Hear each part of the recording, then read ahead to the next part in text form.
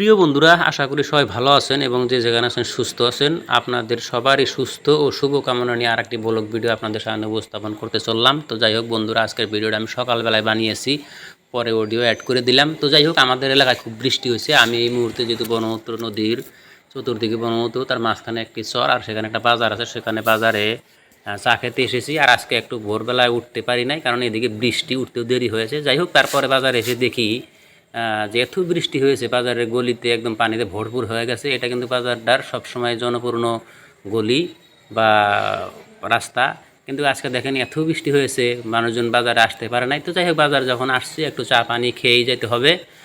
তো এখানে মানুষজন একদমই দেখি না। দেখেন দোকানপাটে সব কোনো মানুষ ধরনের ভিড় বান্টা নাই। ব্রাঞ্চি যেগুলো সবসময় এই সময় ভিড় থাকে, এখন সব খালি হয়ে গেছে।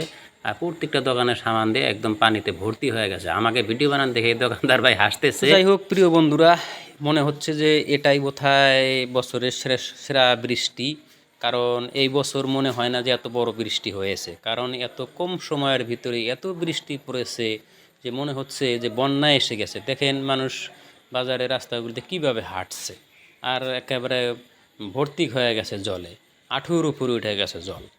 তো এটা ভালোই হয়েছে আমার ব্যক্তিগত মত, কারণ অনেক দিন থেকে যে প্রচণ্ড গরম, সেই গরমে মানুষ অতিষ্ঠ হয়ে গেছে। এই বৃষ্টি হওয়াতে মানুষের নিশ্চয় একটা স্বস্তি পাচ্ছে।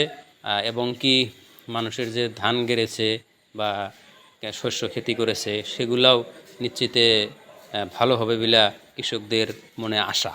তো যাই হোক, চার দোকানে গেলে বিভিন্ন ধরনের গল্প গুজারি হয়। সেখানে আর একটা গল্প হলো যে এইভাবে যদি 2-4 দিন বৃষ্টি হয়, নিশ্চয় বানপানি এসে যাবে, ওটাও একটা আশঙ্কা। তো সেই আশঙ্কা করে তো লাভ নাই, কারণ সেটা হলো প্রাকৃতিক দুর্যোগ, সেটা আসলে কারো ঠেকাবারও বাধা নাই। তো আপনাদের ভিডিওটা এই জন্যই করলাম, এত কম সময় বৃষ্টি হয়ে আমাদের বাজারটার যে এরকম হয়ে গেছে সেটা আপনাদের শেয়ার করলাম। তো যদি আপনাদের এলাকায় এরকম বৃষ্টি হয়ে থাকে আর ভিডিও যদি ভালো লাগে থাকে, নিশ্চয় মতামত আমাকে পেশ করবেন। ততক্ষণ পর্যন্ত সবাই ভালো থাকেন, সুস্থ থাকেন।